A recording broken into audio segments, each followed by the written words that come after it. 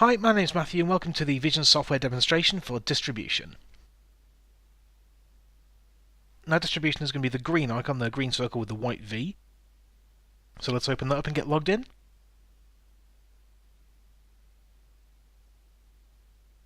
And here we are in the main Vision working area. This is empty at the moment because we haven't opened anything yet. So let's get into the menu. This menu is quite standardized across the various Vision software packages, and this is where you'll be setting up a lot of your system fields to calculate things like where, how, and when deliveries should be made, how much to charge, sort of basic info like that. So the maintenance menu is where you create and manage a lot of your data. There's a lot of the other standard menu items there. There's the console, admin, and reports, and so on. So what Vision Distribution is a multi-depot, multi-site radial distribution system, meaning that you can have a number of sites which all group into a source depot, along with delivery depots which perform the final deliveries, and this is all postcode driven. So let's get in and have a look at some depots.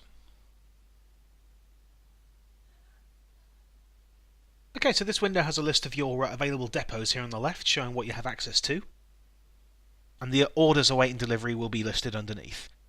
As you can see, some of the orders here are colour-coded, so if I can just take you through that. Orders in white are the ones that meet conformance, red ones are not meeting conformance, green ones are for pickup, yellows are redelivery, and grey ones have been picked in advance. That's just a useful visual aid to help you get sort of an overall impression of the bigger picture. Listed over here on the right then are the vehicles for this depot. These are listed with the manifest number on the left, the driver number, the delivery date, and the driver report time. And then the yellow fields are the number of drops this driver has, the number of cases and pallets, along with the weight of their load, the income, and the cost. Now the cost is only displayed if this logged in user has access to them. Now underneath you can see the postcode areas this driver will be delivering to. Most of these are in the south, but there's one that doesn't quite fit. That's the Falkirk postcode, which is up in Scotland, so we can move this off him and actually transfer it to another driver just by clicking and dragging it. So that'll move any deliveries for that area code onto the other driver. In this right-hand column here you can check the drop order for the deliveries. If you're using the ePod system in conjunction with this one, then your driver can mark this remotely using his terminal, or otherwise you can confirm it from here using the delivery menu.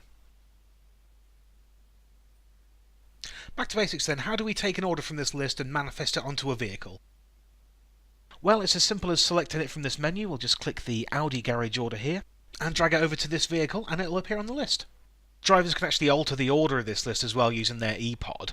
They can drag each job into the order that they plan to make the deliveries, and that'll automatically update here as well.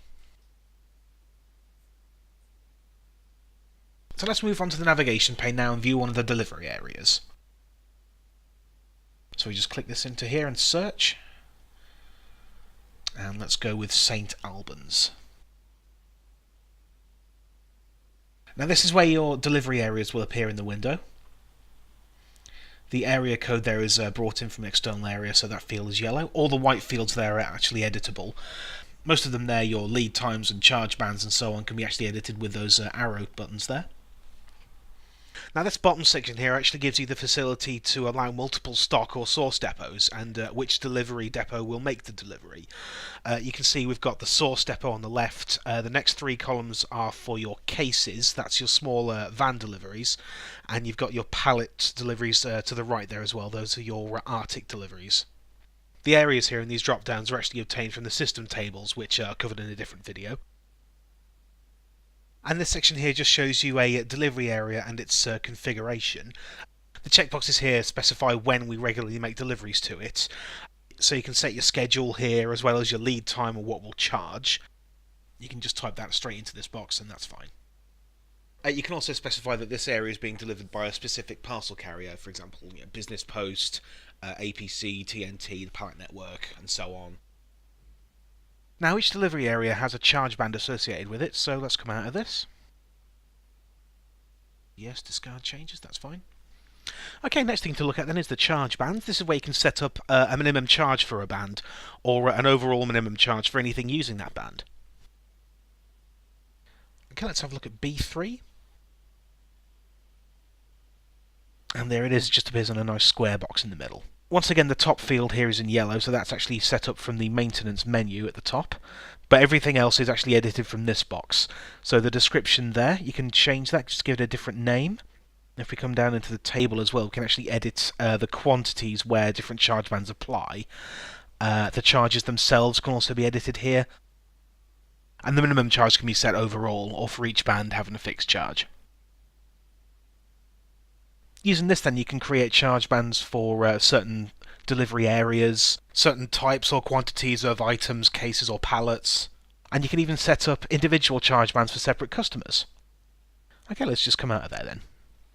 Now, if I can just show you an automatic transfer, this is really useful where you're operating multiple depots and you need to transfer deliveries between them. This provides you with controls over what's sent from depot to depot, and it informs the sending and receiving depots of the movements of the deliveries.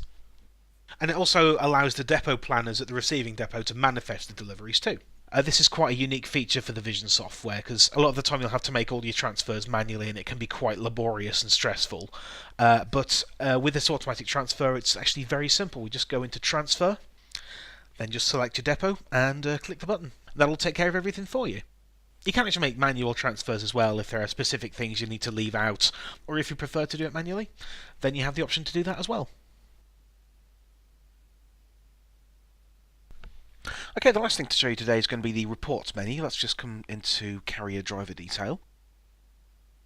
Now, a lot of the reports follow this basic format. Some of them have more fields than others, but they all very much look and work like this one. So what you need to do is just fill in the info up here and the dates. I'll just leave them blank to show you quickly how this works. And then you click load, and the info will all be displayed in a page on this layout, which you can see in the preview window. And then you just go into export report. You get like a save as window, so you can select where to export it to, then just give it a file name and select a type. See, you can do a PDF or an Excel or Word document, and a few other types. And then you click save, and that's how you do that. So like I mentioned, a lot of the different reports here follow the same sort of format. So that's orders report, pod confirmation, non-conformance, and a few of the others. But let me just show you this one that's not like the others. This is the process unscanned pods report. It's actually simpler, if anything. And all you need to do is just fill in these few fields here and enter an email address to send it to, and then click process.